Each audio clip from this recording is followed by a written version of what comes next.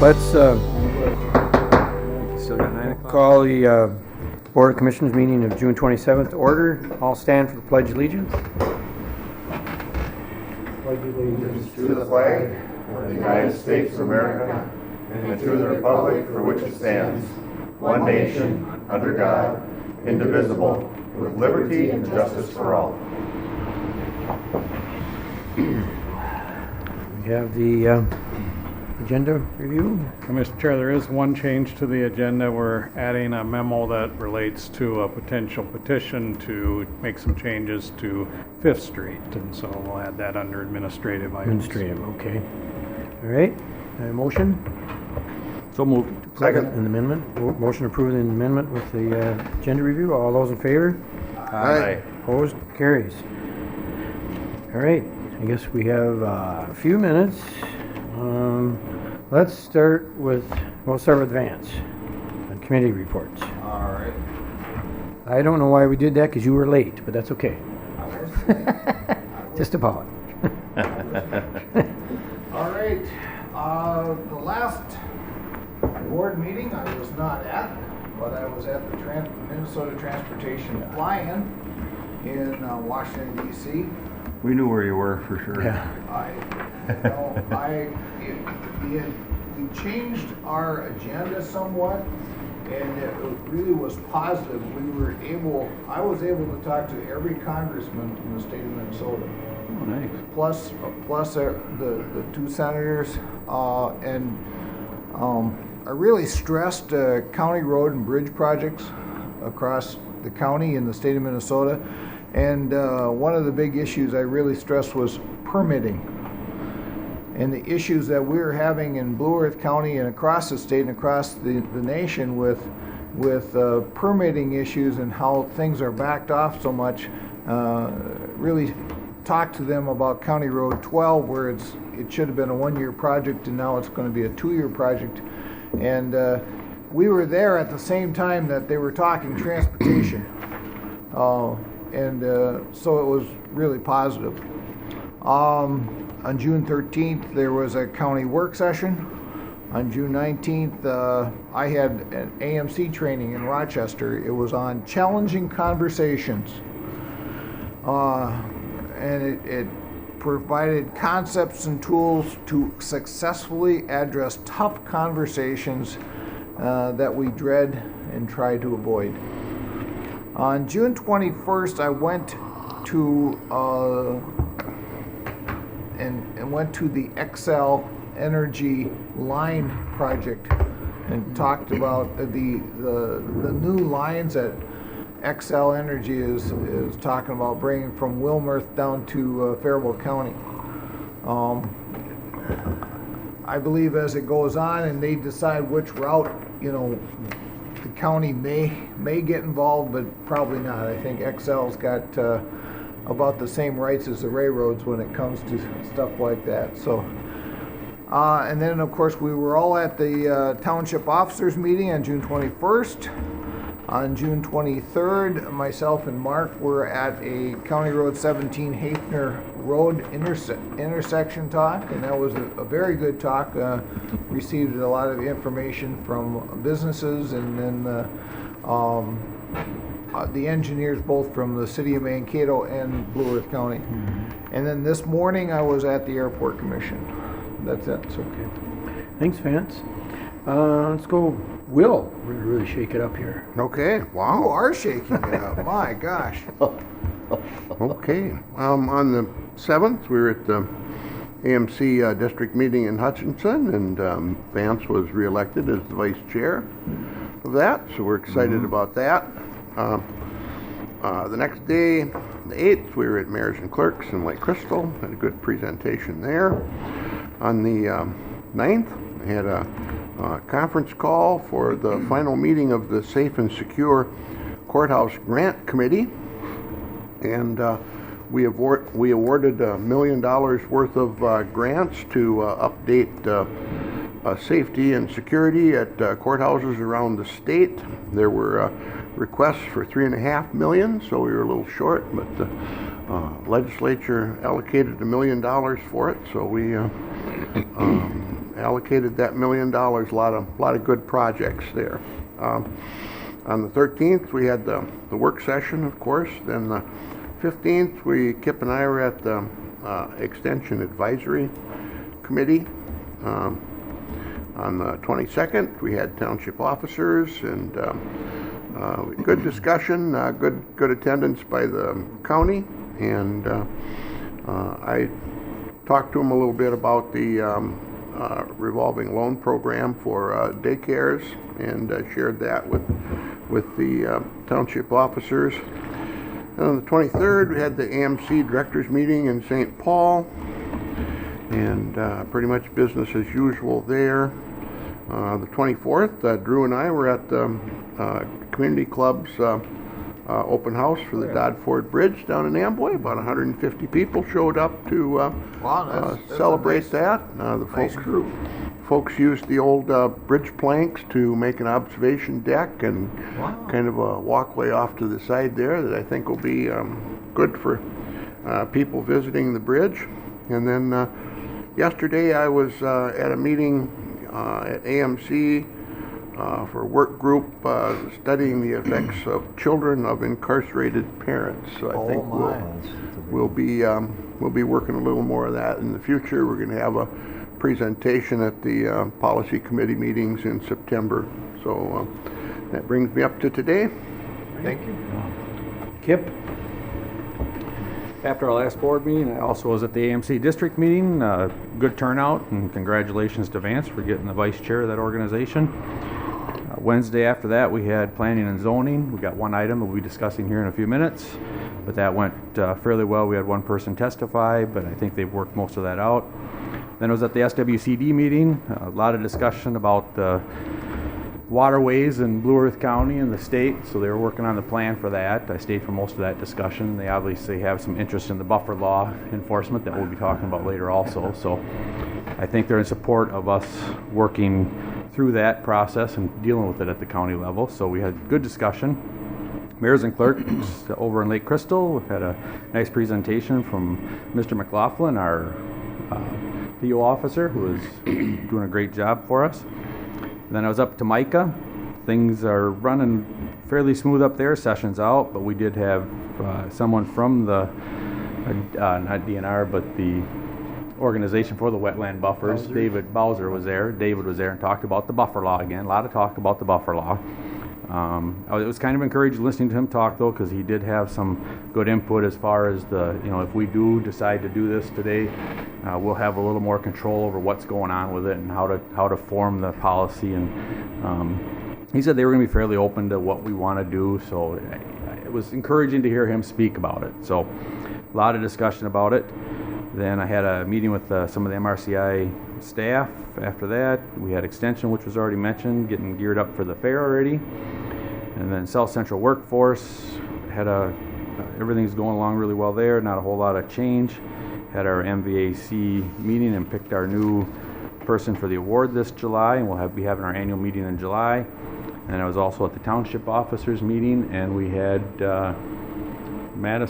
St. Clair days last weekend, Saturday. So that's why I didn't get down to the Dodd Ford Bridge. Pat and I were in the parade in St. Clair. So I heard they had a good celebration. they had the rain right before, but it was it just stopped right before the parade. So it was nice. Yeah. You guys are just, heavenly. All over the place. So that's my report, Mr. Chair. Okay, thanks, Kip. Drew, time? Sure.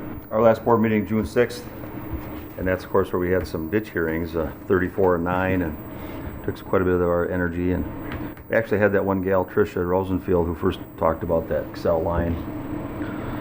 And then the 7th, we went to the AMC district meetings as reported. Congratulations again to Vance. I don't know if you heard that I was sort of the brunt of quite a few jokes that day. No. I heard that and I wasn't. Yeah, you heard that. Anyway, it was fun. It was good fun. And quick little meeting I had that same day. Later on was our Lincoln Park neighborhood has been working on some ideas for developing a park within our boundaries, and so we had a joint meeting with the city. The 10th, Town and Country Days in Mapleton. So I went down there and had a nice time there with my wife, and we picked up a couple of good pies that they make for the fundraiser at the library. And then also I marched or walked in with Vine with their True Transit bus that they had. So, and then 13th, we had our work session where we, RCEF gave us an update, TZD gave us a report, MCIT gave us an update, and then of course, building discussion some more for space for our proposed addition, and then a budget review with a possible 5% proposed levy. And then later on, Mark and I met with Bob and the county sheriff, talk about the budget for the coming year, and then with the county attorney, talk about budget for next year. And then NACO health steering call in. Of course, the big one on the discussion is the ACA stuff and Medicaid being cut, which would the impacts to counties would be could be quite drastic. The SHAC executive meeting on Friday the 16th up in St. Paul, and then of course our full State Community Health Services Advisory Committee meeting after that from 10 to 2 p.m. in St. Paul. Wednesday morning, let's see here. I met for a couple hours with a local group, Health Care Discovery, and they're meeting at the library. Get that free meeting room down there. Just some local community people, mostly older people who a lot of them are receiving Medicare, but just looking at the future and what's going on and trying to see what we can learn. And then open house at Mashka Read and Reese that day. I also attended the Minnesota River Congress Action Team in Henderson. The 22nd, of course, we went to Picado, Blue Earth County Township Officers meeting. Good meeting there. And the Historic Bridge celebration in Amboy. Yep. And that was quite a nice celebration. They had taken those timbers and really made quite a walkway. Yep. They had a big area right by the bridge, and then another one back through the woods off to the side. What's the gentleman who donated the land? You know his name? Friesen. Jerry Friesen. Yeah, he donated some land right there so they could have a nice little landing coming in and out of the river too, which is becoming a big deal with all the rivers that we have to try to provide places for people to get in and out of the river. Well, that was really, really generous of him. Yeah, I think that's awesome. it's really good. And that's my report. That's your report? Yeah. We got a couple minutes, I guess. Let's see. We were at the AMC, the district meeting. We had screening for candidates for Partners for Affordable Housing, which we were kind of on a marathon for a few days to accomplish that. And of course, we did, as of Friday, have Jen Thieneman, who's been the chief operations officer at Open Door, and she's now going to be our new director for Partners for Affordable Housing. And we wish the best, and we're happy, and hopefully everything will all work out. And then let's see, everybody, we had you missed bringing that up, I think, Drew. Actually, it was through you and through B. Sabri, the fasting of Ramadan was over with last Tuesday. Yeah, and it was interesting. The breaking of the fast. Breaking of the fast. At their at the community Islamic Center. That was great that you two were there. Yeah. Thank that you was very much. Nick Friends, Senator Friends, and Representative Clark Johnson were invited guests too, and their spouses. So that was pastor pretty from cool. UMC. Yeah. Yep, there was UCC. It was interesting to see that. Then we had, you brought up, Vance brought up with the roundabout discussion at Hafner, and I think that pretty well fills it out. So we're all done. Nice. All right. So we can start about 9:15, and we can get Mr. Mike Maurer up here, and we can talk about emergency operation plan. Morning, Mike. Morning, Mike. Morning. You didn't bring a copy for all of us to read? I was kind of hoping we'd have one in front of I us. brought a copy. I'll just take the executive report. I'll take your, one paragraph. And that's what I'm here. Annually, we have to update the county's emergency operation plan. Again, the standards are set, most of it by the state of Minnesota through the MinWalk. It's the guidelines that the state puts out that we have to meet these guidelines. thank God for Brenda. She does a lot of the researching and the updating, and gets the plans updates to meet the MnWOC this year. Here are the updates, the changes that we had to add to the plan. All I need, again yearly, is the board to approve the plan. The plan itself, as I've always said in the past, because of some of the detail that goes into it, almost makes it portions of it unusable because for the record, but I need that in there if we apply for some of our grants that we apply for, or if we apply for some of the mitigation fund, we have to have the hazardous mitigation fund. I have to meet all the guidelines. So we have a much more redacted plan that we use during events and stuff like that. So again, if the board would choose to approve the updates, I'd be happy to get me through another year. I would move to approve. Second. Been moved and second. Any discussion, questions? lot Everybody's read the document, so. Yeah, I did. And a lot of it's just tweaking things, isn't it? Yep. Because we've worked on the major plan and it's been approved a long time ago. Yeah, so and it's new people. The state comes up with some different things that they want changes, or some minor adds or tweaks, or definition changes, or definition additions. Some of it is updating addresses, 24-hour call numbers. They change throughout the year. It's just a small little. It appears to have a large scale, but some of it could be maybe one or two changes in a document that we have to change out the. Yeah. Well, it's important to keep all the phone numbers, emergency contacts, all that up to date, because those positions change every year. So I think that's great that they go through that work, and thanks to Brenda for that. Yeah. Yep. Thank Thank you for your Kudos, work. yeah, Brenda. and really thank Brenda for the work she's done, because sometimes those the folks in the background that do all the work for us, don't get the recognition they should. Nope, we certainly do thank her every chance we get. All right, all those, you've heard enough, and all those in favor say aye. Aye. Opposed? Carries. Thank you, Mike. Thanks for your Thanks a help lot, too, Mike. Mike. All right, I guess we can bring on the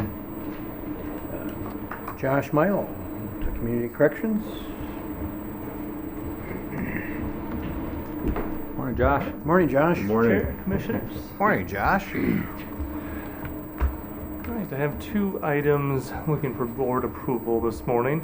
The first item is our Sends to Service Joint Powers Agreement that we have with the State Department of Corrections. This new agreement would be effective July 1st of 2017 through June 30th of 2019.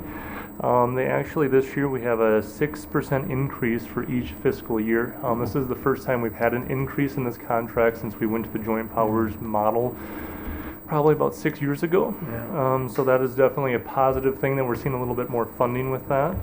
Also, if you were interested, I did attach to the package just some statistics that we have for our census service crew.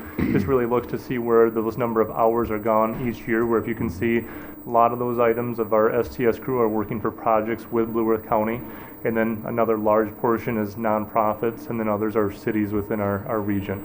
Part of the Joint Powers Agreement is also to do a percentage with state projects.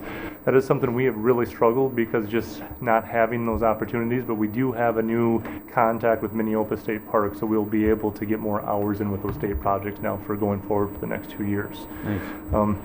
So I would respectfully request that the commissioners approve the Joint Powers Agreement for fiscal years 2018 and 2019. So moved. Second. Motion and second. Okay, any discussion? Do you have, Sounds good. You're good? Okay. All right. Hearing no discussion, all those in favor of the motion, say aye. Aye. Opposed? Carries. All right. All right, and the second item is part of our comprehensive plan with the Minnesota Department of Corrections that there needed to be a revised budget because there was an increase in funding after the legislative session. So with that, I've requested and then submitted the revised budget. With that budget for 2017, from July 1st of 2017 through the end of the year, there'll be an increase in a little over $56,000 coming in for those last 6 months of the year. Although we're not approving this part, also made note in the memo is that for the next comprehensive plan cycle, it's an increase of about $113,500. So if you look at Community Corrections Act counties and the subsidy increase, we were by far the biggest winner under the formula going forward for this next 2-year cycle. So when we look at this, part of the reason there was funding is that increased funding is that the legislature appropriated $2.1 million more for community corrections at counties, but the largest portion was because of the work increase. When they take a look at the felony filings, gross misdemeanor juveniles population within a county of 18 to 24-year-olds, and so that was our biggest increase based on that workload for us here in Blue Earth County. Well, So how will that affect you or us here in Blue Earth County? I mean, how would more manpower? How will that affect us right here? For this funding, one of the things, and we'll get to that in future work sessions and budget development, but we have put in a request for a new position for our department, and really with that the amount of money would not take up the whole amount of that position, but with our increased costs, it'll just cover some more gaps. So it's a determination we'll have to make whether the board approves those new positions, but we do have that request for a new position just because, as we talked earlier this spring at a work session, our workforce, we're at the same number of FTEs that we were 7 years ago, and our caseloads and workload has increased significantly in that time, so we trying to take some of that pressure off of adding another position. Yeah, we have obviously the same issue in every one of our departments. The folks are very hard worked. We got that in the county attorney's office. We have that in the sheriff's office. We have that in the probation office. We really appreciate the work you do, and it's nice that the state's coming back and showing that we need to fill that in. Trouble is of course the county has to come up with some of the money to do it too, and that's where the issues are. But thank you so much for the work that you and your staff do for Blue Earth County. Well, thank you. And one of the things I think I definitely would need to recognize with this funding is that the chair of the Public Safety Committee is Chair Tony Cornish, and Cornish has been a great advocate for community corrections. He was through the committee process. We also have Jack Considine, who's on that Public Safety Committee. And one of the things I've always said about the Public Safety Committee is it's the place where you see a lot of bipartisanship. And that's really when people are looking together and say, we really need to work on public safety. They recognize the importance of public safety. And I think it's safe to say we don't always see that in all committees, in all places in our legislature, in the political spectrum, but I think it's really a positive thing we see in public safety. That's good. Thank you. I'll move the approval for the adjusted budget for this next year. All right. Second. Drew has been second. Vance, okay. Just one comment too. I just know that in some ways corrections is a little bit behind too, though, really in reality almost, because quite a few years there the state didn't really pony up hardly anything, and so this barely probably even catches up what we would like to have, I think, probably.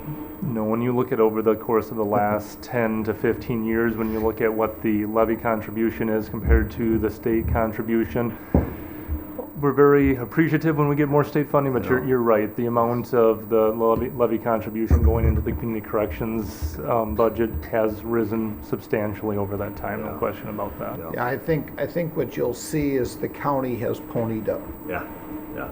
You know, The state hasn't, but the county has, and that's unfunded mandates. Those type of things happen consistently, but it's nice to see the state finally doing some advancement. So you can't be upset about that stuff. Okay. Any further? All right. All those in favor of the motion, the budget, say aye. Aye. Opposed? Carries. all right. Thank you. Well, Commissioner. Thank you, Josh. Thank you much, Josh. We got about 5 minutes to. Mr. Chair, should we some- do a couple of administrative We could do items?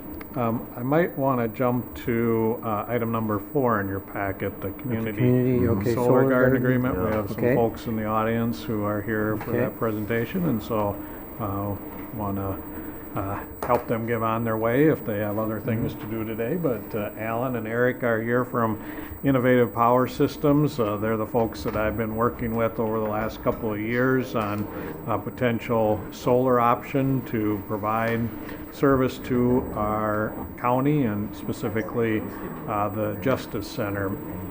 This is a community solar garden option, let me get to the page here, that would be similar to the agreement that we signed a year and a half ago with Sun Edison. It's a 25-year agreement to purchase solar and get then bill credits on our energy costs from Excel Energy. The estimated savings over that 25 years is $3.8 million on that Justice Center building, assuming there's some variables in there in terms of assumptions associated with energy cost increases over that 25-year period. But the deal with IPS is a 25-year term, 10.99 cents per kilowatt hour with a 1% yearly escalator on that solar cost. So the assumption there is that that solar cost will be less than the energy costs, and so those bill credit savings will total that $3.8 million over that 25-year period. Nice. So recommending approval here today, and be happy to answer any Do they want questions. to talk?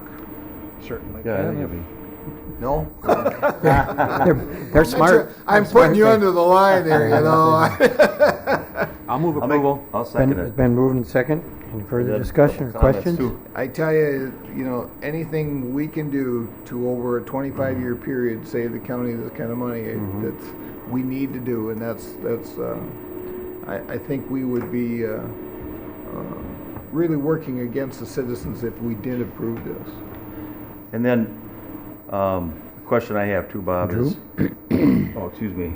Okay. Is that this project that we're going to attach ourselves to with this community solar garden has not been built yet then, correctly? It's going to be built? I know we've talked about the solar panels at the School Sisters of Notre Dame. That location is a possible site, but they are expanding, so I don't know exactly where that development is at in terms of the construction, but that's part of the overall effort here. Okay. So, The projects would be, Do you want to come forward and identify and then, yep. See, we got you up here anyway. Yep. That's fine, that's it's good. okay, go over. All right. That's a good question, Drew. We You should want address that. to give Yeah, your names, just please? give your Yeah, name sure. and, yep. Alan Wernke with Innovative Power Systems. And Eric Posse with Innovative Power Systems. So the question that Drew raised is a good question. What is the timing of construction? And what we would call the garden assignment. We have not started construction today. We have just finished soil samples on a couple of the gardens, actually, and we're working on financing as well. One of the gardens that we are looking to start fairly soon is with the School Sisters of Notre Dame, project that's relatively close here in town. We also have a couple of gardens that are further to the east here in the county. Okay. And so we have not started construction, but we intend to, specifically because that's a little bit wet, and we would prefer to do that project this fall as opposed to next spring. It's important to note in the contract that there is no penalty or no issue if the way the contract is built is until the garden is built, nothing really starts kicking in, if you will, to make that work. The savings starts once you're able to buy from that garden. There's no penalty up front for you before that. So, you want to add anything? Yeah, we have conditional use permits at all of the sites that you would be participating in, including New Richland. We have projects, as Alan mentioned, also at the School Sisters.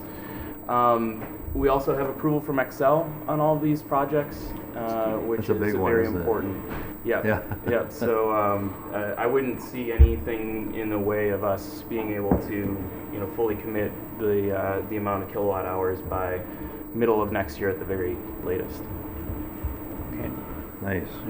Great. That's good. Well, thank you. Yep, thank you you. guys for all your Yep. work on that. Yep. Thank you. Appreciate it. I think it's going to be a good Yeah. move on Blue Earth County and supporting our other resources we have. So. It really is. Clean energy. And Yep. I know you met once at least with Bob, didn't you, to talk about this? I think it's been a couple of years, actually. Bob's children have gotten married in the process, by the way. It's true. It's true. A couple hunting seasons have gone by, too. Now, I would just like to say I think it's really important to keep the tax dollars local in the county. county, and I think that's a really important initiative, and for the clean energy side of things is really moving forward, is really important as well, too. Great stuff. Thank you for your help. Thank you. Bob's been wonderful to work with. It's been a pleasure to do business down here. That's good. Thank you very much. Look for the solar then. All right. Thank you. Thank you. Thank you. All right. And it looks like We should move it. close enough.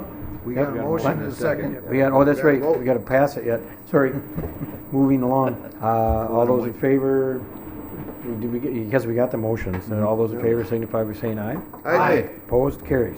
Sorry. Yep. Vote on conclusion. Now we have planning and zoning. Mr. George Leary. Morning, George. Morning, George. Good morning. Morning, George.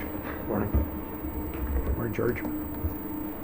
Thank you, Mr. Chairman. PC 08-17 is a request from Garden City Township.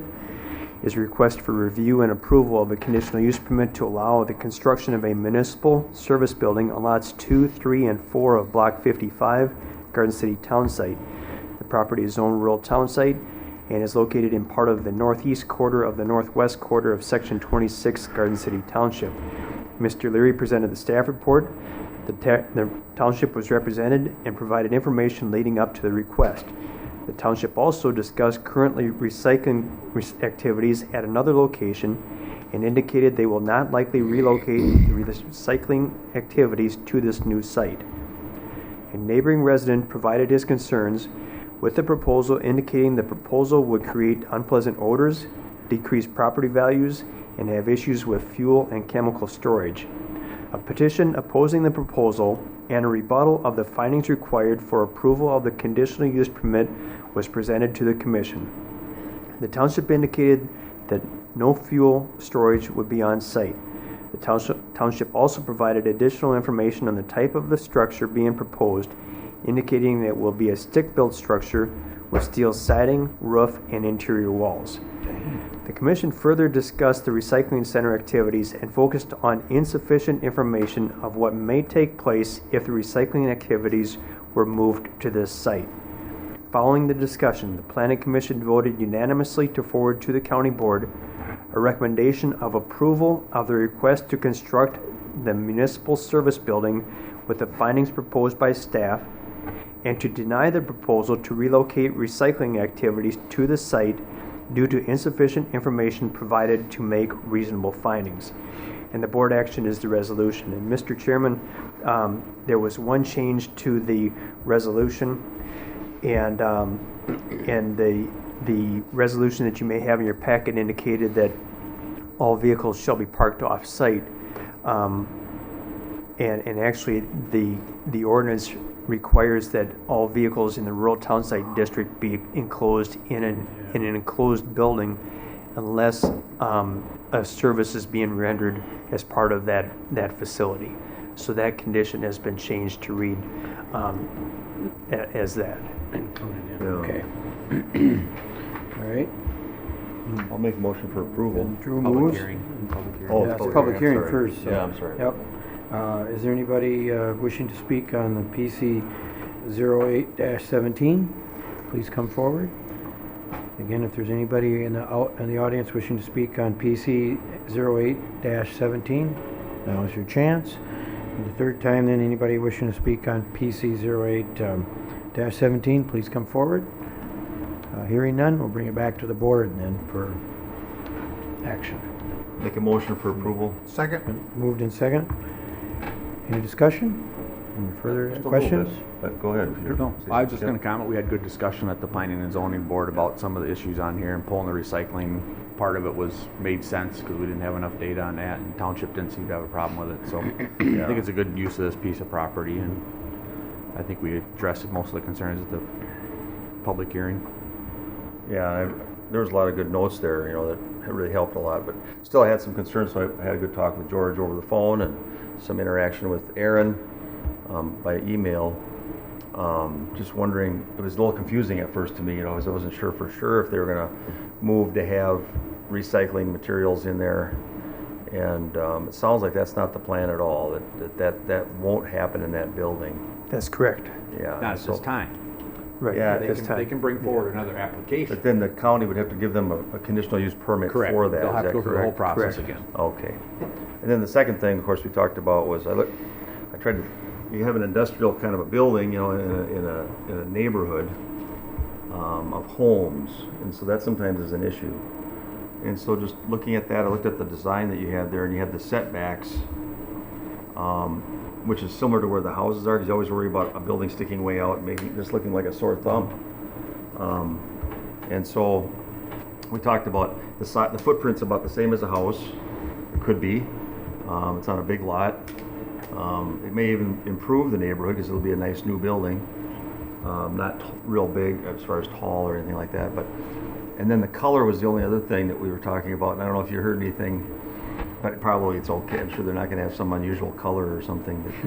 I did try calling two of the township representatives yesterday after you and I talked and was not able to get a hold of them. Oh. I happened to run into the gentleman that's responsible for the construction yesterday at a ag supply store here in town and asked him about the color, and he thought they're looking at possibly almond and with a darker blue trim to it, and probably a darker blue Yeah, roof. yeah. So There's your nice. So it'll look nice. color. Because you think about the folks that live nearby, that's all. I was thinking, laser pink. I did ask him if it would be barn Barn red, red. and he said no, it would not be that. Okay. What's wrong with barn red? Well, that's kind of blah. Let's Yeah. try a bright purple. No, yeah, there you go. There are a few homes in my neighborhood that color, by the way, Vance. I know. I know. But so where the footprint of the building is, we have it designed though, it's similar to where you'd have a home built. It's set back, so it looks like it fits in line with the rest of the homes in that block, that Correct. sort of thing. So it shouldn't stick out too much, I would imagine. I wouldn't believe so, no. Yeah. So, And there are some other large industrial style buildings right in that neighborhood too, so. Okay. Yeah. Any further questions? All right, motion in front of us. All those in favor? Aye. All right. Opposed? Carries. Thank Thank you, George. thanks a lot, George. Yeah. Only Right. one thing today, George. What's going on? Yeah. Yeah. Wait till the next meeting. Yeah, thanks. All right, we have Human Services, Mr. Phil, and our favorite.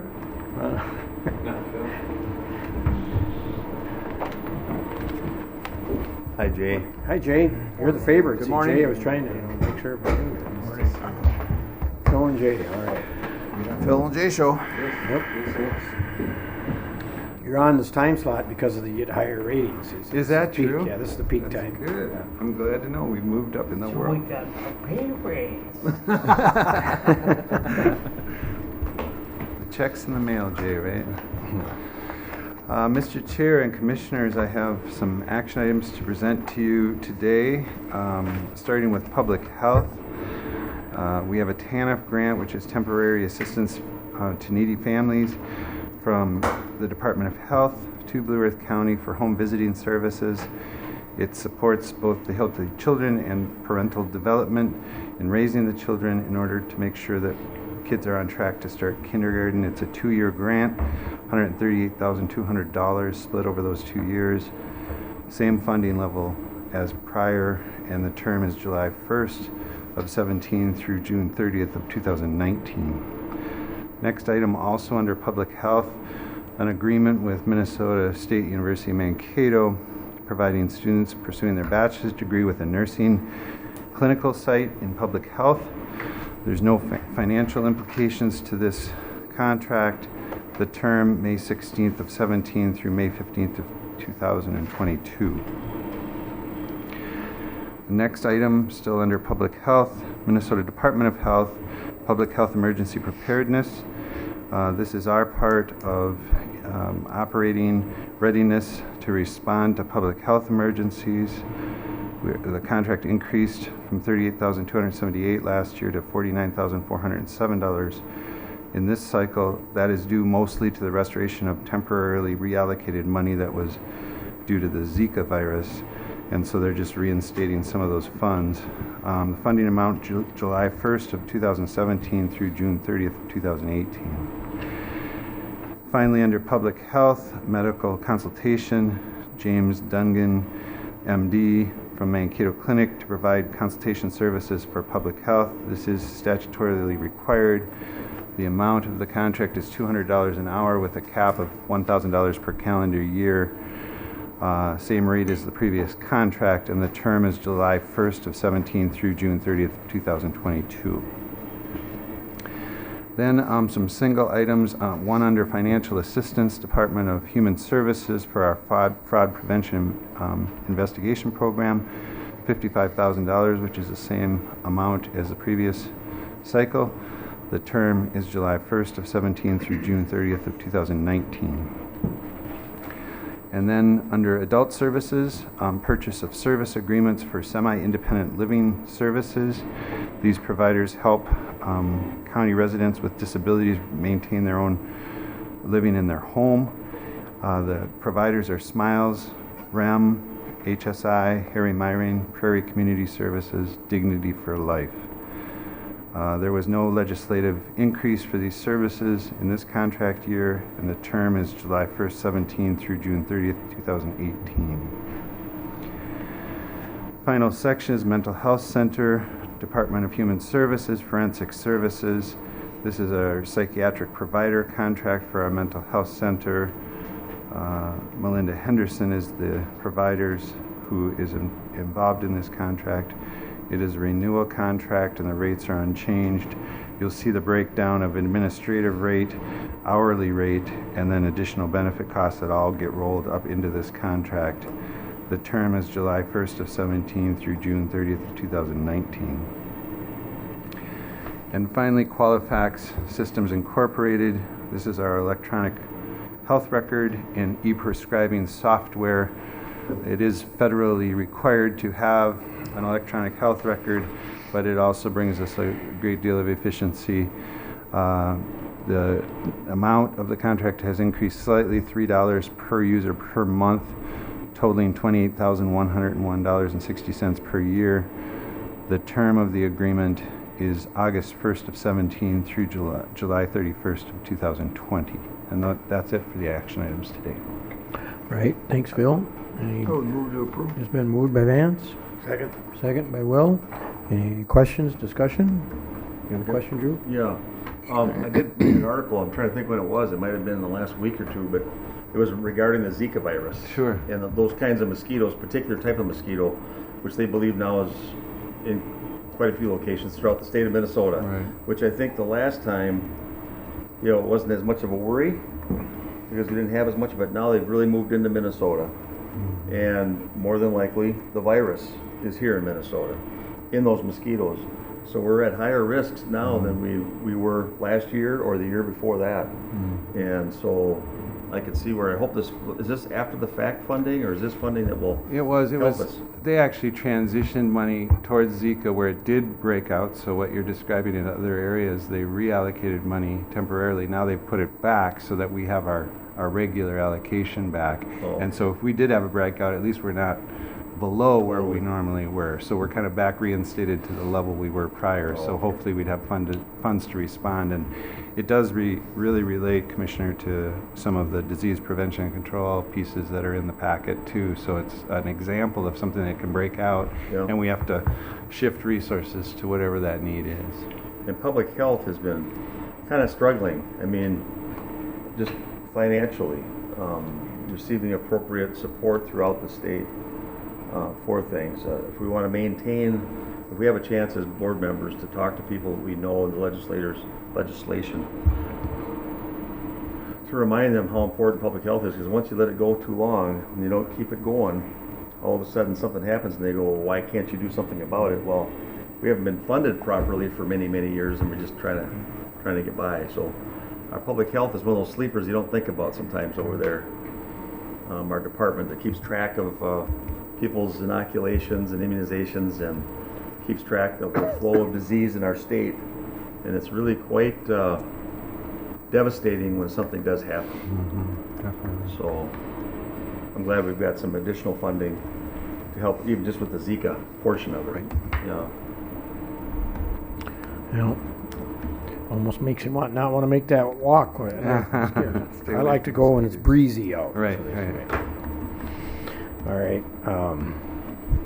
Any further discussion, questions? I don't have any questions. Okay, all those in favor, oh, you do have another one? I'm sorry, I don't want to grandstand or anything, I just want to say one more thing. That I know a lot of these people that work with Smiles and REM and Habilitative Services, Harry Myring, Prairie Community Services, Dignity for Life.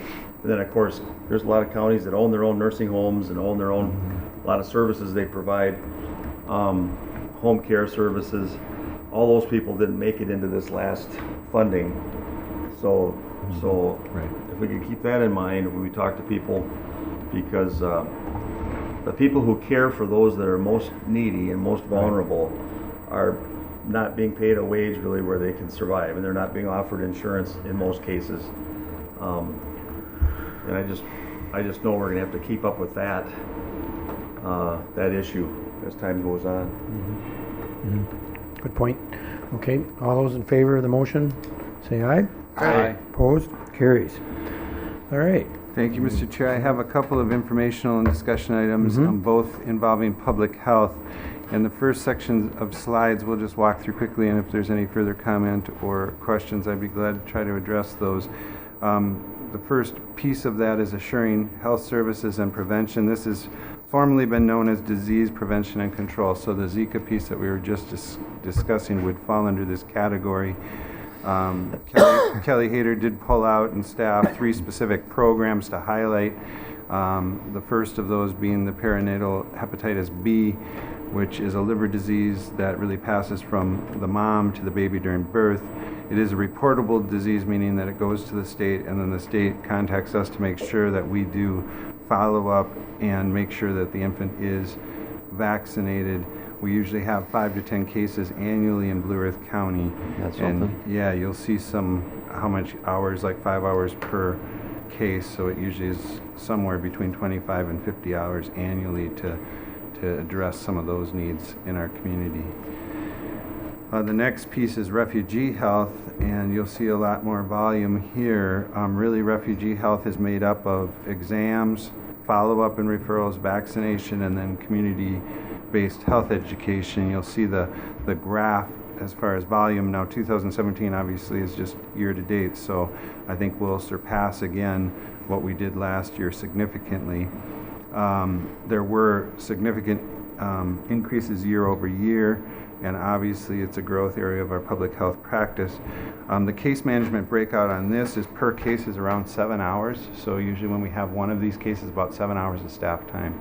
So if you multiply that out, it's about 400 hours per year that we've been averaging, and that's climbing. So it's becoming a significant part of our practice. Yeah. Phil, can I ask you a question? Yeah, absolutely. Go ahead. Just the the refugee health services, I just am aware, that a lot of our refugees that come here, not just refugees, but immigrants. Right. I guess I put them together, are afraid to get immunizations for their children until maybe 4 or 5 years old. And if there was something we could do, maybe we are reaching out to them, but I mean, usually nursing children, mothers and children, there's usually quite a bit of protection there. There is. Yep. And so a lot of immigrants nurse until 1 or 2 years old. Right. If we could somehow drop that back so they would get immunized at that point. And I think that the biggest worry they have is that MMR, they believe, is causing autism. Right. Yeah, that could be one of the causes, and they're worried about that. Right. And so, but I think you could diagnose autism by the age of 2, can't you? I mean, usually, or? Well, is it 3 depends on what degree, and so they always talk about autism on a spectrum, and so I think the more severe cases where it's obvious that the child is not verbal and other things, then you'd see it. But other things more on the lighter end of the autism spectrum, you might not be able to see at the age of 2. Some lighter cases. Right. Okay. So Asperger's would be one form of autism that's on the lighter side. But you're absolutely right, and I guess my passion, and I maybe will just protect it by saying it's my opinion that I think the autism scare about the measles vaccination has been debunked medically. That's my opinion, from what I know, and so other people might feel strongly in other ways, but I think there's a lot of evidence and I mean good science behind that. So that fear did get into the water, and I do think there's a fear about the fact that the immunizations could cause that. And I do know, like with the Somali population, they've waited. It's not that they're necessarily against immunizing their children, but they'll wait, just too what you're long. describing. Yeah. Yes. And so it really is a communication and information giving on our part, and then still obviously a parental choice in the end. So. I know it's a big discussion point up at the Shack committee where I go. Oh, sure. And one of the points I brought up was if we could do baby steps, and that is, because they're waiting till 4 or 5 Right. till they enter public school. And so if we could back it down a year or two, even that would be quite a success. Right. Because then they'd be protected and they can't spread measles as easily. I'm one who had both measles before I was, I think, 3.5 years old, and became very ill with both of them. And my mother was worried about brain damage. No laughing. But, No comment on she that. said, but she because I had high fevers, you know what I mean? And she Yeah. said my eyes never looked quite the same after I Yep. had the second Yep. set of measles. There's 2 kinds, the German and the other. Right.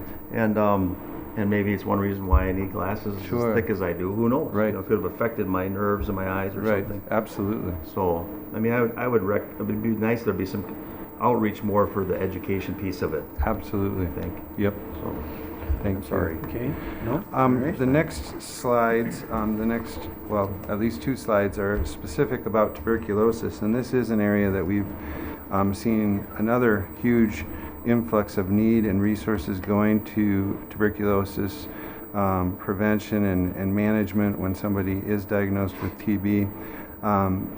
Tuberculosis most often affects the lungs, but it can go to any part of the body.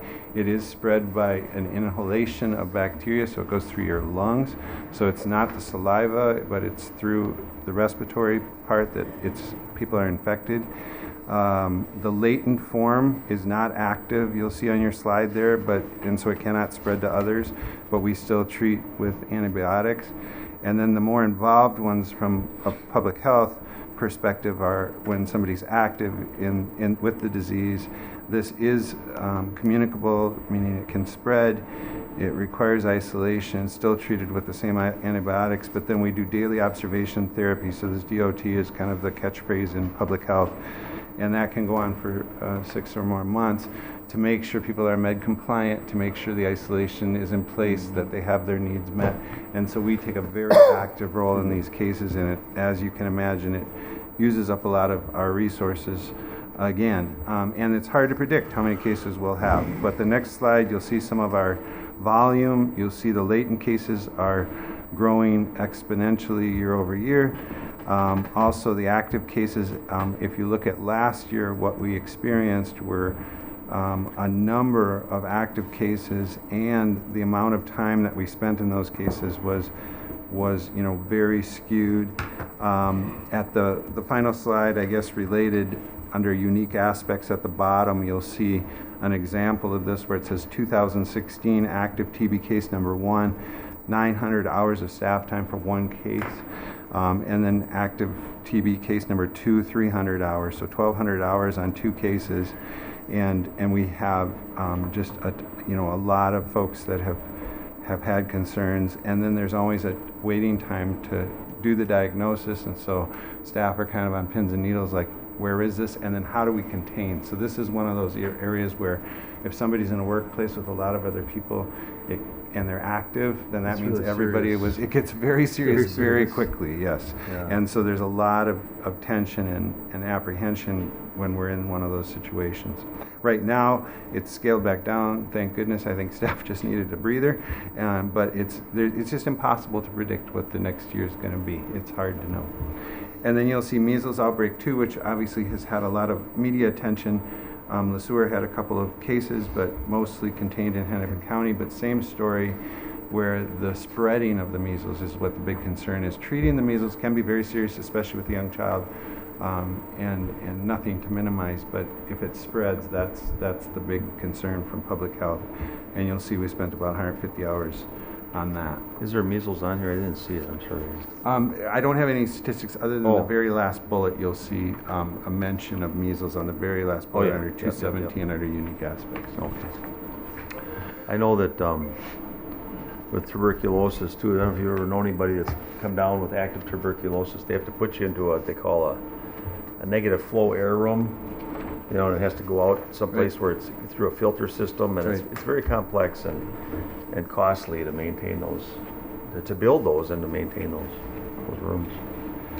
I'm going to keep pushing through, Mr. Chair and Commissioners, and the next piece is SHIP, Statewide Health Improvement Partnership. You're all aware of this project, but just an update, and I'll move through it quickly and see if there's any questions on this. Obviously, Commissioner Peepo has been part of our leadership team in the community regarding SHIP. The mission statement is listed on the very first slide, and then you'll see in the box where it says increased opportunities for, that's the focus areas, and then you'll see the settings in the other box of where we try to target this work. And so that's actually a pretty nice slide to kind of say there's SHIP, that's kind of the sense of it. To drill into it a little further and to give you guys some sense of some of the projects going on, the next slide, on the left side, you'll see a picture of bicycles.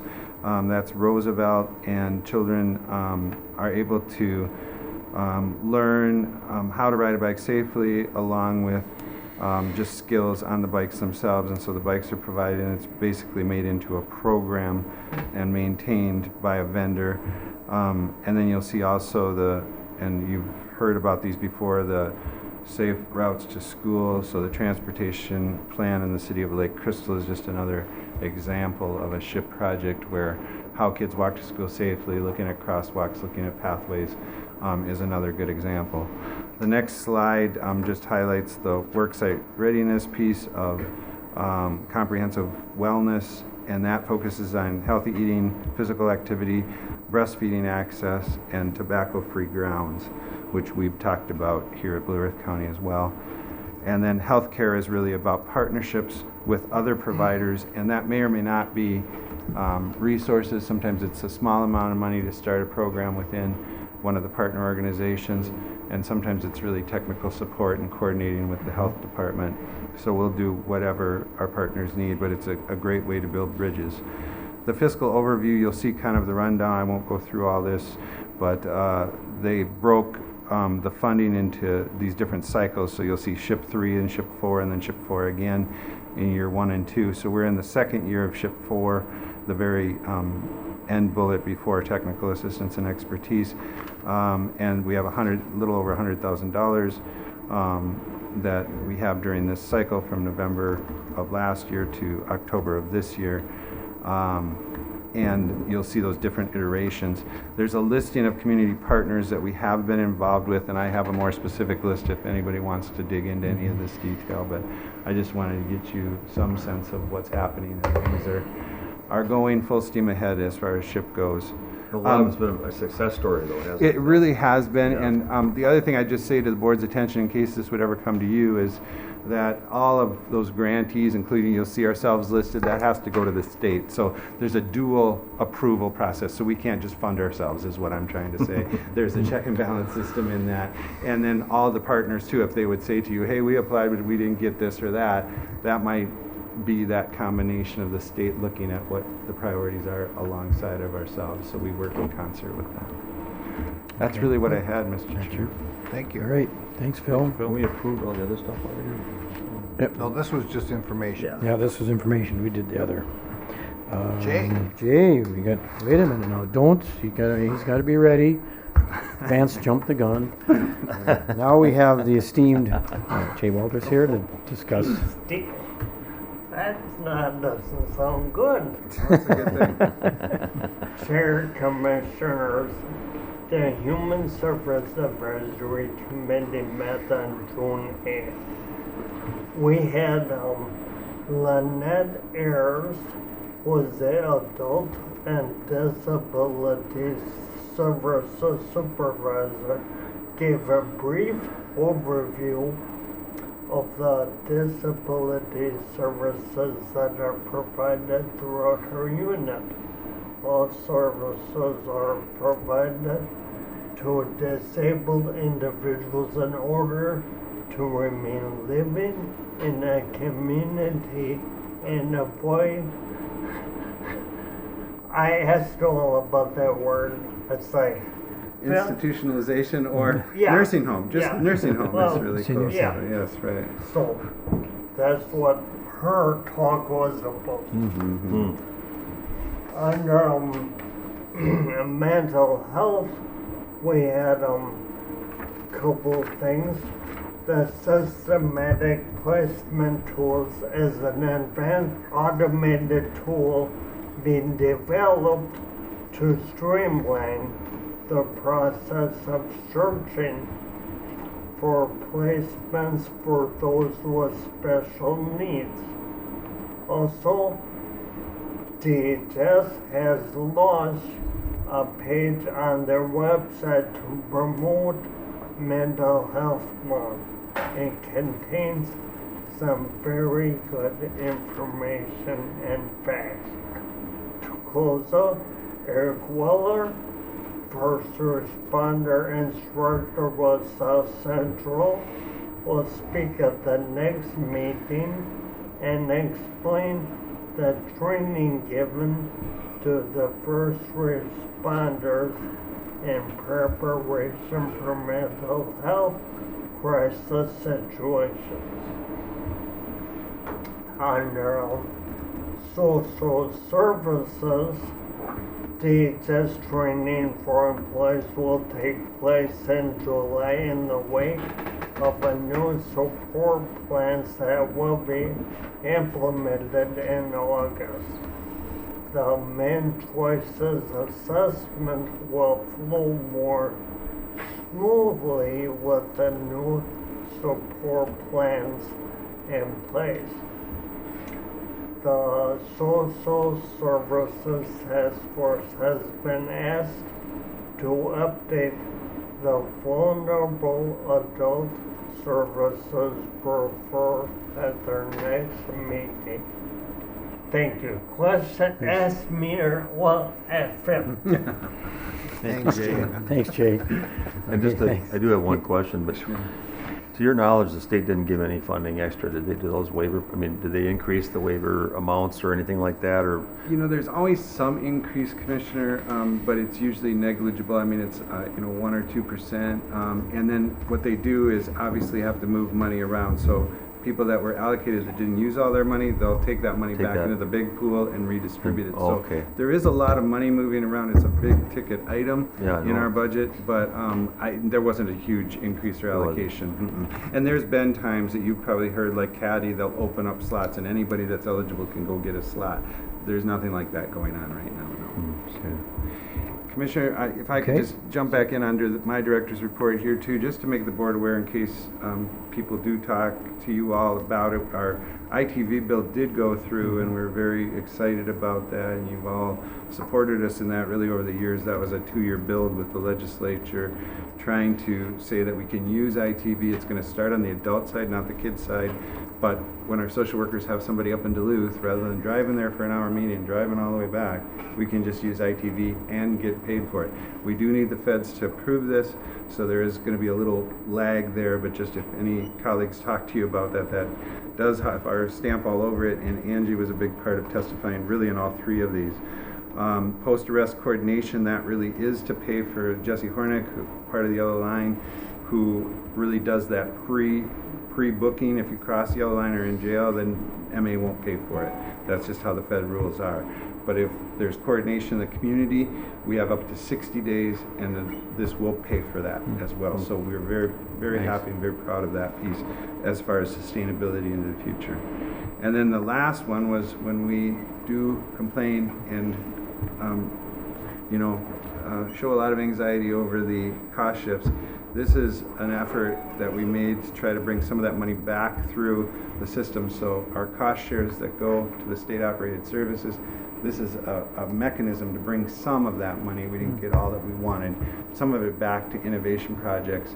So rather than it just going to the bottom line, that we reinvest in the system of care and that we have a place to put people, because we've all heard about, we're transferring people out of state and all over just trying to find a bed. And so we need to have communities start rebuilding resources in the community. And I think these funds will come through in the form of grants and try to apply for some housing type services so that we have better options than we have right now. So all 3 of those were wins for us. And like I say, Angie did play a major role in testifying on each and every one, and I was up there as well, but she carried. She a carried lot the of- day. And There's no yeah, doubt okay. about it. That's right. All All right. right. It's Thank good you. to get that stuff done. You guys did work really Thank hard you on it. too very much. Yep. Yeah, thank you. Very much Appreciate so. it. Thanks. Thank you. Nice. Break time. All right. Let's get the resume board activities here. Bob, if you want to. Phil, Yep. You're kind of noisy there. Mr. Chair and Commissioners, the first item under Administrative Services is the County Board minutes for June 6th. I'll move the minutes. Second. Been moved in second. Any discussion? All those in favor say aye. Aye. Minutes approved. Okay. Want to do the bills? move the bills. Second. Been moved. Bills been moved in second. Any questions? I've got one. With one. FOTH, F-O-T-H, Infrastructure and Environment. I just wanted to know what it was. It's $12,025. That's the consultant for the Ponderosa landfill. All right, thank you. I got a couple too. You have something, Drew? Yeah. The Bornicke construction land improvement for $88,791. Just curious where that project was? That is part of the landfill, the construction of cell 13 and 14. Okay, and then RDO Equipment Company, it's a repair for $41,000. It seems like a high repair.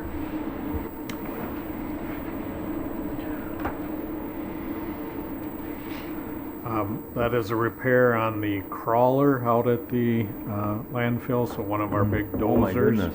So it's cheap. has, I suppose that is, huh? It's not cheap. Oh, yeah. Those things are about what, 300 grand or something like that, or what are they? Yeah, 300-400 grand. Yeah. It depends on if it's the big one or the small one. I know Oh. the big one's closer to 700,000, but this one has been giving us So they're both. trouble, so I Yeah. know there's some plans to trade it in and get a different And one. then I wanted to see if that wasn't the lucky lure there that they paid my bill there, the county. It was $235. No. There's the lucky lure for $235. Which week, please? First week.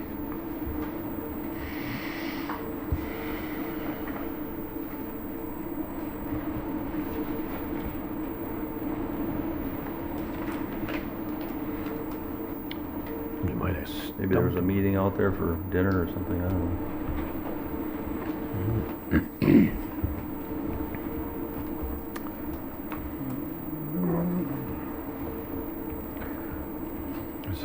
This is where you have the Jeopardy music, but we don't. That's not a big one. I am having trouble locating it here. I am too. Lucky Lure. Yeah, the lucky lure, I think. The Lucky Ah, this is Lure. probably The. So it's probably under the T's, I would think. I could go find it here if you want. Yep, there it is. You find it? I've just I never did. seen it on there before, just curious. It was some catering for environmental services. Oh, okay, so they they're catered big- a meal or something. Right. Okay. All right. And then, Anything else? the third week, I was just curious again there on Bornicke, I see another one for $157,000 in the third week. That project. That also is part of the cell 13 It and is. 14 construction. Well, that's adding up, isn't it? Well, it's a That big baby. project. It's- Yeah. And then there's a 16, well, no, not that one, let's see. I'm assuming the Wells Fargo is just putting our money into the Wells, that $5 million goes into a money market to Yeah, kind of a get a little savings. interest on it. Exactly. Okay. Thank you very much. All right. That everybody? All right. I think, do we have, all those in favor of paying the bills? Say aye. Aye. Opposed? Carries. All right. We have Human Resources, and we have one Yes, action Mr. item? Chair, we have one action item. This is approval of a revised employee handbook. Just one correction there, it'd be effective July 9th. There is a memo in your packet as well. This is seeking board's approval for an additional vacation accrual category for non-union employees with 25 or more years of service with the county. This change would mirror agreements that we have with a number of our unions. We have 76% of our union staff that already have this accrual earnings level in their contracts.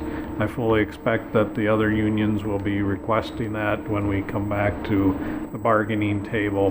We have 72 non-union employees that would be eligible for this, but I can tell you that only 15 of those 72 are currently at that seniority level where they would actually receive this benefit. And so you'll see there that the 25 years and over would earn 8.46 hours per pay period. And move to approve. Second. And second, any discussion, questions? Well, it seems to make sense. What do you guys think? I mean, it seems like Oh, yeah. Yeah. if you're a non-union person, you don't have the union to fight for you, so And the July 9th date was to tie in with the payroll just to make it administratively Okay. easier, but that accrual would start then. All right, got motions? All those in favor say aye. Aye. Opposed, carries. All right, and we just have the report there.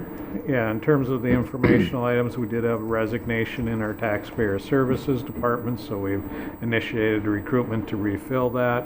We also have a resignation of a part-time bailiff, and so that position, I believe, has already been filled. Then we have filled a custody officer position, as well as the land use specialist in our environmental services department, and again another custody officer. We did have a lateral transfer of a part-time library clerk to the Lake Crystal branch, and so there's no change in service there, but that results in initiation of recruitment for a part-time library clerk here in Mankato. Okay. Any questions from the board? Any questions? Nope. All right, I hear none. Thanks, Bob. We can move on then to the on sale liquor license. Right, this is a request from the Blue Earth County Fair Association for a temporary liquor license during the fair, July 27th through the 30th. We've seen this in the past, and so recommending approval. Both the sheriff has reviewed this and is comfortable with this application. Move for approval. Second. Moved second. Any discussion? All those in favor say aye. Aye. Opposed, carries. Okay, then we have the, you do the ditch 56 inspector's report? Well, Mr. Chair and Commissioners, this is a repair report on County Ditch 56. We'll point out in the first page that the available balance is $68,000, where this repair is estimated between $90,000 and $100,000. So this repair would put this particular ditch system in the hole. But you'll see from the pictures that there are some significant issues where we have some sinkholes and different issues. So this repair is needed, and so we're recommending approval of the repair order on this ditch. I'll move approval. Been Second. moved and been second. Oh, okay, seconds, okay. Is I this think it the was one Will, that I think. Mike was talking? Probably. Will, What's that? Yeah. is this one that Doug Meixel was Yeah, talking? yeah. Okay. Yeah, that needs Yeah, to be done. well, and we got a project going on the whole ditch system there too, so. Yeah. You guys know, somebody asked me a question about that. They had some state funds promised or something, and that might not go through, and so then the burden will fall back on the ditch system itself to pay for some dollars they expected to be paid for by the state, you know?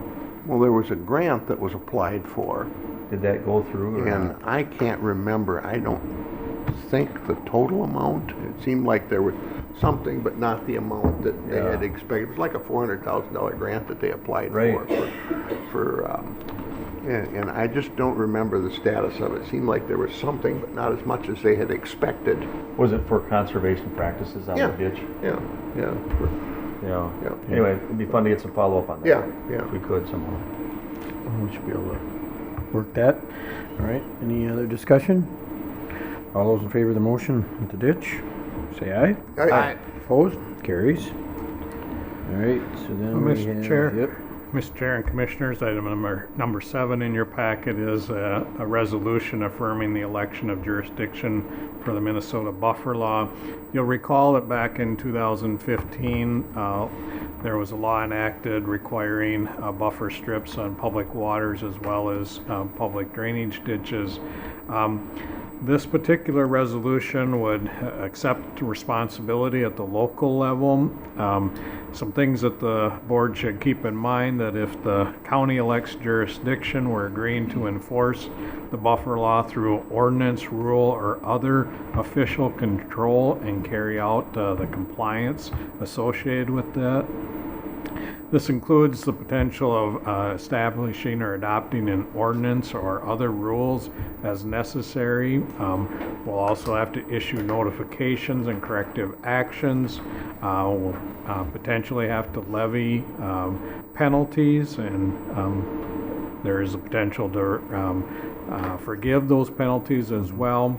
The county ultimately must adopt a plan and procedures of administering or issuing administrative penalties if you choose to elect this jurisdiction.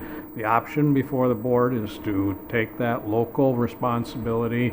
If you choose not to, then it goes to Bowser and the state will administer this program. You'll recall that a couple of weeks ago we had Michael Stahlberger in at the work session to describe some of the elements of responsibilities. This past legislative session did provide some additional funding to the county. We're scheduled to get about $124,000 this year to administer, if we so choose to take over the jurisdiction. That amount will go up to $155,000 in 2018. And so we're bringing forward this resolution for the board's consideration, and staff, I believe, are recommending board approval. All right. I'll make a motion for approval. Been moved. Second. Been seconded. Right. I don't know, Vance, or was it you first? It don't matter. It's the city guys are doing it, yeah, okay. Yeah. Well, I mean, we usually do it anyway.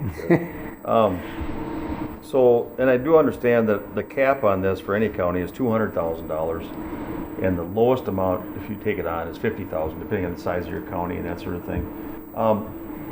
Do you think that, I mean, the one question that remained in my mind was, I think it's important, but we're going to be taking on a lot of administrative, work, and we're going to be getting these funds. Do you know if they're going to be ongoing?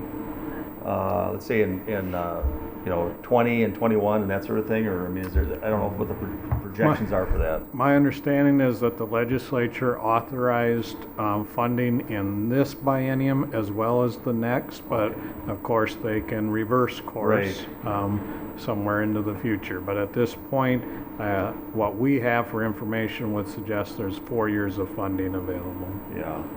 And what I've heard from some of the area farmers, and I think some of you have heard from them too, is that they would rather work with the county than work with a state agency directly. That's what I've heard, and I think that's what we've been discussing, that our SWCD office knows the lay of the land of our county, that we kind of know the lay of the land of our county, especially the rural commissioners, and that it would be probably more efficient, number one, for us to do it, and be something that can be negotiated with the farmers. I know that there's a lot of different options for some conservation practices that can be utilized instead of some areas. The buffer might not make a difference at all because the lay of the land might be going uphill to the ditch. You know what I mean? And so they wouldn't have to necessarily put the full-size buffer on that, and they can utilize other conservation practices that would be negotiated and approved by the county board. And that's my understanding of it, isn't it? I mean, that's what we've been told. Yeah. And if there was a penalty that we would impose as a county board through our authority as a ditch ditch authority, that could be, if there's some sort of compliance from the ag person that's involved in business with farming, if there's some sort of compliance, let's say within a year or so, that you can reverse the penalty. I mean, it's not something that's in stone. Well, I think that's all part of the drafting of the ordinance or the administrative rules that would exist. And so we would have some local control and local options in terms of how that is constructed. And ultimately, Bowser will have some say over those local administrative plans.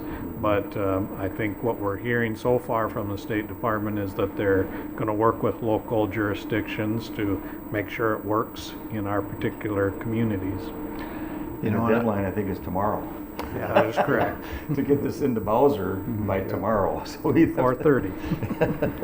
And I've received information that, from another group that actually has sent letters to the governor and has made up a very large thing showing that the buffer laws may not even be legal. But in our case, I believe we need to have the local control, so if something comes out, we can make the adjustment. Make that adjustment, and let the other group do what they're going to do. If they're going to do a lawsuit with the state of Minnesota or whatever, that's up to them. But I really believe local control, where our citizens can come and talk directly to us. If there's an issue, it's a lot better for them to come and talk to a county commissioner or our local people than have to try to contact the state of Minnesota. And everybody knows how the phone calls are when you try to call the state. Mm-hmm. So I think it's very positive that we take it over. We take over the responsibilities there, and if there's a change, we can make it much faster than the state of Minnesota is going to make it. I think there's, as much as I support the idea of clean water and I like the idea of local control, I think there's some basic flaws to this law. I agree. It's been described that way by Kurt Dieter, who is the top drainage attorney in the state. He sees some flaws. The farmers groups see some flaws. I think their timelines are too aggressive, just from the standpoint of redetermining our county ditches so that everyone in the ditch system shares in the cost of these buffers. I don't think we can get that done in the time frames that are allotted. I think we'll be drawn into some lawsuits by farmers, and it'll cost us a lot of time, our legal staff, and the possibility of hiring outside legal counsel to represent us. So I'm not in favor of it. I'm in favor of the concept of local control and clean water, but I think there's some flaws to this law that should be straightened away before we take on enforcing it. Yeah, I think we got to. I like the local control part of it too. I'm going to support it today because, it is thrust upon us to deal with it, and I just think we're going to have a better chance to try to deal with some of the stuff at the local level. If we have issues with Bowser and they can't get through, they're going to come to us anyways as a commissioner. So I figure we might as well at least have some control of this, and I don't know how much control we're going to have, but we certainly will pitch our idea, what we think is the best control, and hopefully Bowser will approve it. And if they don't, we'll have to deal with it. But it is an opt-out if we want to, so if things aren't going the way we would like to see them go, we can always opt out of it, from what I understand. So as much as I do not want to do the state's work for them, I think it's just in our best interest to move forward with this at this point. All right. Any further? All right, we're into vote. All those in favor of the motion? Aye. Aye. Opposed? Nay. All right, motion passes. And carry on. All right. Moving on then, Moving on Mr. Chair to and the, Commissioners. Sales Item number 8 is a governmental acquisition of tax forfeited land by City of Mankato. This is some stormwater retention ponds that should have been transferred to the city when the subdivision was built, and so as part of the tax forfeiture statute, that land can be conveyed to the City of Mankato for that intended purpose. So staff are recommending approval of the resolution granting the City of Mankato's acquisition of that parcel. So moved. Second. So moved and second. We'll take everyone separate. Okay, any discussion? Just a quick question. Drew? It's probably that shaded area it's talking about too, Bob. Isn't that map that it gave us the field there, and it's the shaded area? That's correct. So that's the stormwater pond. All right. Any further discussion, questions? Okay, all those in favor of the motion say aye. Aye. Opposed, carries. Okay, second. Mr. Chair, item number 9 in your packet is very similar in terms of, as a part of the tax forfeiture process, there are options to sell property to cities that want to use those properties for stormwater retention. In this particular item, there are 2 parcels in the city of Eagle Lake that the city would like to retain for water retention purposes. And so we have a resolution again granting the city of Eagle Lake acquisition of those parcels. I'll move approval. Been moved. Second. Second. Discussion, questions? All those in favor say aye. Aye. Opposed, carries. We have the And then item number 10 in your packet is, again, a similar sort of issue in the city of Lake Crystal. This one different in that instead of stormwater retention, this is a parcel that would be utilized for a park purpose. And again, under state law, that is a permitted part of a tax forfeiture process. And so we have a resolution granting the city of Lake Crystal the authority to acquire that property for city use. Okay. I'll move for approval. Second. Moved and second. And then this is for a neighborhood park, isn't it, Bob? Just That's my understanding, where the that's correct. residential homes are, and they just have a lot, they're gonna use one of the lots for a park for the neighborhood. That's correct. It's a good thing. All right. All those in favor of the motion, say aye. Aye. Opposed, carries. Mr. Chair and Commissioners, item number 11 in your packet then is a resolution setting a forfeited land sale and the terms of those sales. So you'll see a list of parcels that will be available for public sale. We are requesting that the public sale be scheduled for August 22nd at 9 a.m. here at the County Boardroom of the historic Blue Earth County Courthouse. Okay. I'll move approval. Motion. Second. Motion and second on the public sale. Any discussion, questions? Okay. All those in favor of the motion signify by saying aye. Aye. Opposed? Carries. Great. Then we have the Water plant. comprehensive.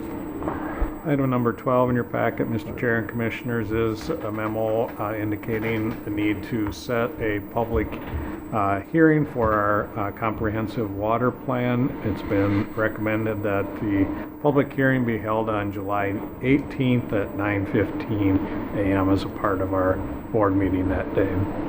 Okay. So move. Oh, go ahead. Second. Been moved and second for the comprehensive plan. Any discussion, questions for the meeting? Okay, all those in favor say aye. Aye. Aye. Opposed, carries. And it looks like then we're down to what the financial, You want to do the Fifth Street petition? We've got the financial report first. yeah. Okay. Item number 13 is the financial status report for May 31st. This is the first time this year that we'll see local property tax collections included in this report, and so sort of changes the graph in the lower right, brings our revenue above our expenses for the first time this year.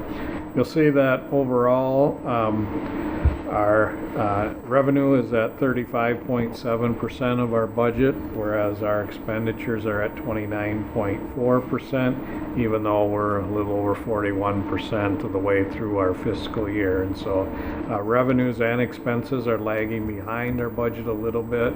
Some of that is related to road projects, kind of the late start we've gotten with some of those items have impacted both the revenue and expense side of the equation to some degree. Overall, though, most of the expenditure lines are falling in line with our budget or below, so no concerns have been identified there. In terms of the enterprise fund, you'll see that in that case, again, the revenue is exceeding our expenditures at this point in the year, and so even though we have some large cell construction bills that were in the bills this morning, we still sit in good shape with the Ponderosa landfill. The second page then has our cash and investment balances. Obviously, we get a little bump in May with the first half tax collections, and so cash is up a little bit from where it had been in previous months. But I'd be happy to answer any questions the board has on our financial status report, if there are any. Any questions? We're doing well. Yep. Looks like it usually looks, it seems like, about this time of year, doesn't it? Pretty consistent. Yeah. Yep. Yep. All right. That's good. Okay. All right, last then minute on the agenda, just yeah. the add-on item Add-on. today was a memo that was given to you regarding a potential petition to the city of Mankato. As the board is aware, with our construction plans on at the government site location, we've been talking with the city about parking needs going forward, and so we had previously asked the city to speed up the reconstruction of Fifth Street. So that activity is started this week, and so there's some reconstruction work going on there that will add diagonal parking in front of the government center all the way back to Hickory Street, so the whole block will be in diagonal parking.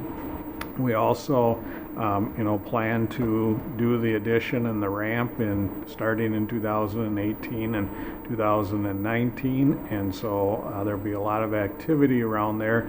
We did, as a part of that overall planning process, enter into an agreement with the city of Mankato to maintain those diagonal parking stalls, so that responsibility will fall to the county going forward because of our benefit from that.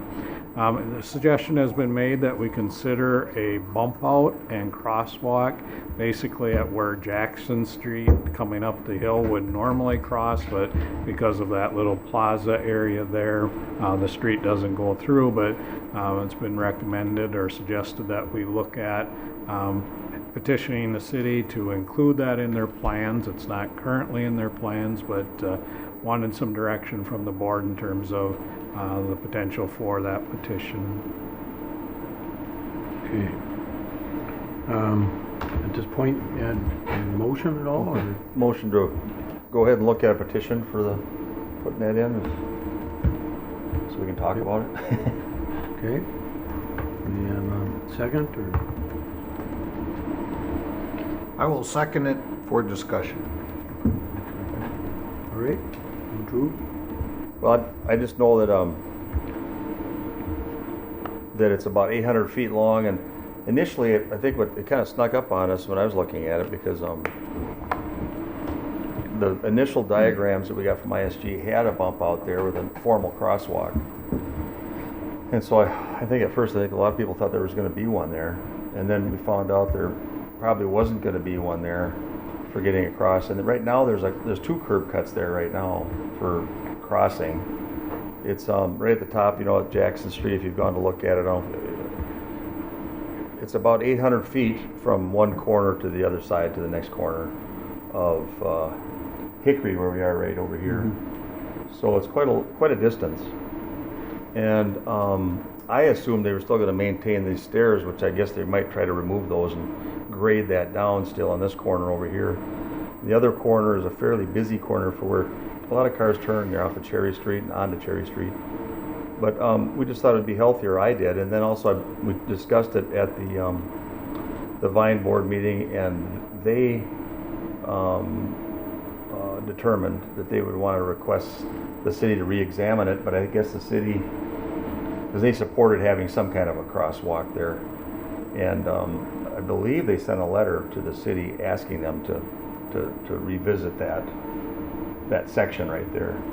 And they came up with, I'm not sure about, do you know what they came up with? Was it just maybe simply a curb cut only is what they came up with? Yeah, it's my understanding that they did not send the letter, but rather went Oh. and met with city staff and talked about some concerns. And the report I received back from the executive director of Vine was that they were comfortable with curb cuts being added at those diagonal parking locations so that people could easily access the sidewalks, but that they were not pursuing the Any bump out. crosswalk. Right. And so I just thought it'd be a good idea. And I wanted to get some feedback from the building across the street. And so I tried to contact the director over there twice and never got any feedback or got any response. So then I called the owners of the building up in the cities and mentioned to them that, to my knowledge, there was no formal crosswalk that was going to be going in. And on the phone, they acted surprised and they said they were going to call back about it or follow up on it. But I never heard anything from them again. I don't know if they called the city or talked to anybody, but I haven't heard from them at all. Have you, Bob? I'm not aware. Yeah, so I don't know.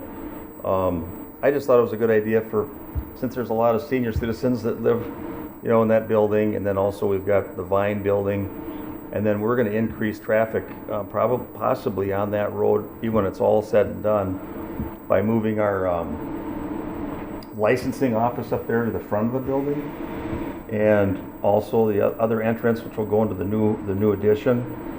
And there's really no crosswalk except for on the very ends. And I just thought, since they're still going to have parking on that side, on both sides, one will be angled and one will be just regular parking. It just seemed like it would be a good idea to have a safe, delineated crosswalk. I took a photograph of the one they have down in front of by Poly Eyes, right in the middle of the mid block there. It's just a simple, not a large cutout. It probably wouldn't remove more than, maybe 2 parking stalls, I think. But if it's the size of the one that they would put in, like they have on South Front Street, that's all it would take, to put one in, and then they would put something across, and would also calm the traffic. They've been known to, help calm traffic a little bit. So, and the history of it is I wrote a note to Pat then just recently, and he says, well, you guys can petition if you want to have that put in, and then we can look at what it would cost and see where things are at as far as that goes. So, in fact, we could probably, if it's going to be too cost prohibitive, we could decide it then, maybe even if you wanted to. But I just thought it was a good idea for safety, mainly for safety. And I actually like seeing the traffic to the corners. And as we've been discussing this bump out in the middle of the intersection, in the middle of a curb, I've been a little more sensitive to when people are trying to dart out between cars, and it is so frustrating because I think to encourage people to do right in the middle of the road, I don't really think that's a great idea. But I'm not a traffic engineer, but just personally, I'd rather have them on the corners. You got a little better control, what you're seeing, and right in the middle of the road. And I'm viewing the pictures you got right now. And you got a great picture of a crosswalk, and not even a car length away, there's a young lady carrying a little boy or girl, a man, and a little kid walking across it outside the crosswalk. I know. But I get a little uncomfortable with those intersections in the middle of the block. So even if it's 2 blocks long, I just okay. I hear you. Yep. That's fine. Okay. I have had discussion with City of Mankato. The discussions I've had said that Old Main is not interested in it at all. Yeah. And all that Vine wanted is a curb cut, just like you said. According to the memo, it says that the landowner willing to cover the cost of this improvement. I believe the cost of the improvement is over $30,000 to do this. which would mean the Blue Earth County would take on that responsibility. I didn't hear that, so I don't know. Well, that's what I'm just reading in the memo. The is that- $30,000? I didn't know anything about that. that's what I heard from Jeff Johnson. Oh, okay, I never got an estimate, so I But don't know. I'm not sure if we want to take this on when the landowners on both sides, except, aren't interested in it. So that's just my take on this is, if Old Main and Vine was really interested in this and I guess they could have petitioned the city, they didn't. I guess I'm not sure that the county needs to jump in and do it just because Commissioner Campbell thinks it's a good idea. Well, I know you can put that spin on it. But that's where that's how it's looking. Okay. Okay, I know. I'm not cutting you down. I mean, Well, a little bit. I've seen, 'Cause you're just using my name. I can tell you some people who said it's a good idea. One of them is Dr. Janaby, who sits on the board, and he was on the Minnesota Board of Aging for years. He ran the gerontology program up here, and he thought it would be a good idea to have good connectivity that was safe, so you could stand at a crosswalk and be able to see, and then cross where it's designated to cross. What I would like to have seen then is Dr. Janaby write a letter, and I didn't see that. I didn't know it was necessary, but We haven't seen anything else from anybody but you. Yeah. That's not the truth. I mean, ask Bob. Vine has approached the city asking for a formalized crosswalk initially, and didn't want to, seem like telling the city what to do. They're trying to do the right thing because they don't know. I don't think they really understand the process completely, but they did approve at their board meeting unanimously to ask for a crosswalk there. So, and that's a fact. It's in their minutes. So, okay. So it's not just Drew Campbell. I just want to tell you that it's not just Drew. Okay. No. So, but I think nonprofits are, not sure what the cost would be for them too, and maybe that's entered into the picture. I just think there's a disconnect between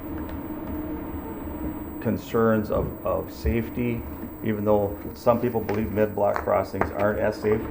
The city seemed to think it was okay to put one down on a busy front street where South Front is. If you want to use the crosswalk, they have one mid-block there.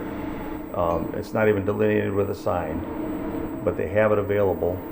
And that it's something looking into the future, that people who want to cross safely now are going to, if they're old, they're going to have to walk all the way down to the end of the block.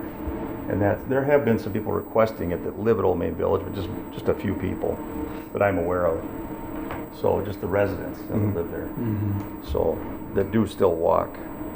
But I can see we don't have any support for it. So I'm glad we could at least visit the issue and discuss it.